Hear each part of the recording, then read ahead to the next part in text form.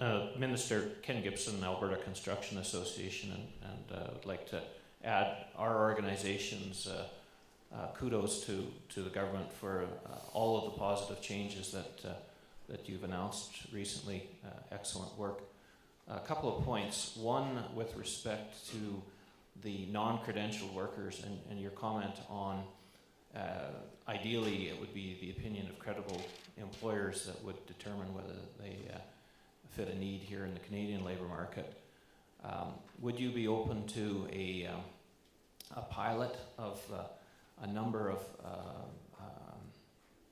employers that already have a successful track record developing essentially a best practice that could be presented to the provincial and federal governments and say, look, as a group of credible employers, we're prepared to stand behind this best practice, and give us then the freedom to identify those semi-skilled or non-credentialed workers as meeting our need. Would that be something that... Yes, absolutely. That would be very helpful. I think a number of industry sectors have already done that with respect to the provincial nominee program, and we are going to need to consult with folks like you on designing this federal skilled trades stream of immigration to make sure that when we empower employers to select people, that they're credible, right? That they really can work upon arrival. We need to look at certain indicators to sift out the fraudulent applications from the bona fide ones. So yes, absolutely, we would be interested in working with people within the industry, good employers who have a lot of experience at assessing the skill of people from overseas. Very good, thank you, sir. And my final point, you had mentioned a very positive aspect coming, that a U.S. worker will be able to, provided they have the offer of employment, they will be able to get a work permit on the spot, I think was the phrase that you used. We do hear from other employers that as they go out and find those high flyers, whether they're from the top university in India or another example for skilled trades would be a top tradesperson out of Ireland. Yeah. That one of the challenges is that these are folks with very high skills. They're highly in demand, but they need employment. And so countries that Canada is competing with that can issue a work permit more rapidly than our current system, sometimes our Canadian employers lose out to those competitor countries simply because of faster processing Absolutely, time. yeah. Will the reforms that you're contemplating, will you be able to, in the future, see the possibility, whether it's a highly skilled individual from Korea or Ireland or Philippines or wherever, a more rapid approval on the work permits for folks from outside of the U.S.? Well, yes, that's the whole premise of our reforms is a fast system. First of all, on the immigration permanent residence side, as I've mentioned, we're going to be going from 7-year processing times to say 4 to 7 months for permanent resident immigrants through the federal program. And for those who have prearranged jobs, we hope 2 to 3 months. So from 7 or 8 years to 2 to 3 months if you've got a job lined up. In terms of work permits for temporary workers, yes, we do hope to be able to speed that up. I'm looking at, my ministry is obviously constrained by scarce resources. We're a government bureaucracy, and so we don't price our services to actually provide good service. That's not how government works, right?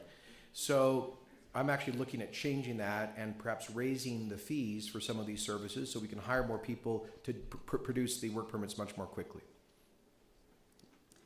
Good morning. I have actually 2 questions as well. The first one is under the temporary worker program. I understand you do have this blacklisting program for those employers that are not playing by the rules. But we have recently encountered that employers who do play by the rules are bringing in people and then losing those people to other employers who will pay them more. Now, those secondary employers are then employing them past the expiry of their papers. And will there be a sort of a reporting program that could happen where, say, good employers can say, look, there are other companies, this company has been doing this in our industry, because we certainly don't want to promote like a black market of this labor? Yes, there is a Canada Border Services Agency is responsible for enforcing the Immigration Act, and they've got a 1-800 number. You can go to cbsa.gc.ca. They've got a anonymous tip box. They've also got this 800 number where you can report apparent violations. So if someone's doing that, if they're working out of status and things like that, we need to know about it, and they can take an enforcement action as appropriate. But would that enforcement action be against the employee Yeah, or well, against the employer as well? Well, it depends on the nature of the violation and who's responsible for it. But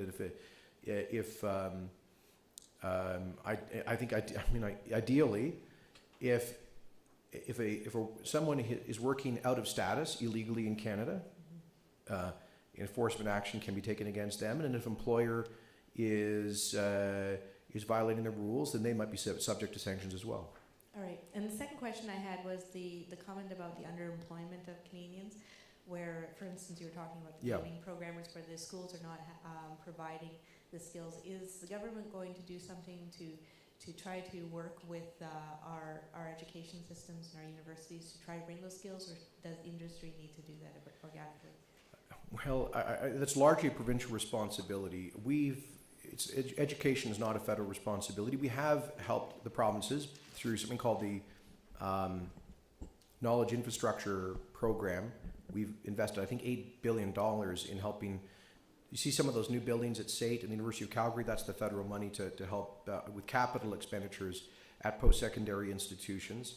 And we've created a apprenticeship tax credit, a tools tax credit, and things like this to try to make it reduce some of the costs for new apprentices and journeymen.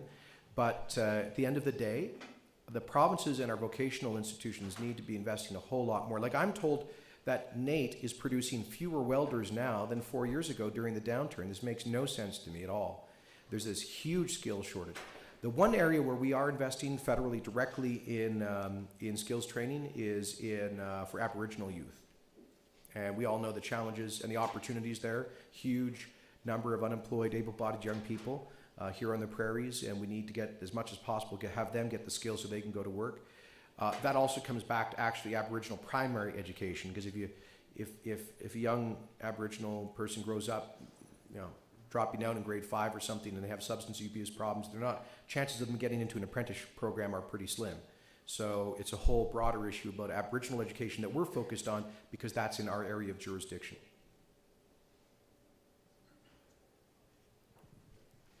I guess one more question? All right. One more. Just typically in the home building industry, we employ 5 or 6 very large companies, heating, electrical, and then the balance of those companies are all small trades. Mom and pop framers, mom and pop drywallers, painters, tile setters. So as the general contractor, are we able to work with these small employers and sort of be the employer, I guess, and help them with their LMOs? And once we have a track record, then we can help our painter, then we can help our tile setter, then we can, further down the road. So we're not the direct employer, but in reality we are. Yeah, that makes sense. I'm not sure about the answer to your question. I think the answer is it depends. It depends on the nature of your relationship with the smaller subcontractors and what immigration program you're accessing. But you put your finger on one of the issues I'm really concerned about. So the new system I'm describing should be really a huge benefit to major employers that have sophisticated human resources departments, and they've got immigration lawyers on call, and they can figure out how to work their way through the system. But a lot of the skills shortages are amongst very small and medium-sized owner-operated businesses, and they're already working 18 hours a day. They don't have the time to develop expertise, or how do you recruit someone from abroad and bring them in, and just the paperwork becomes daunting for them.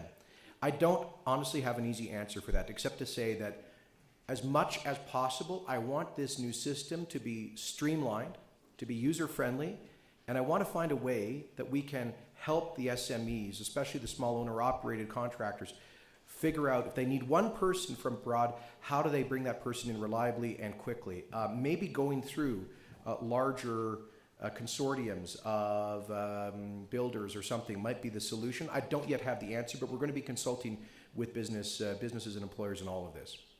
Okay? All right. Well, thank you very much, everyone.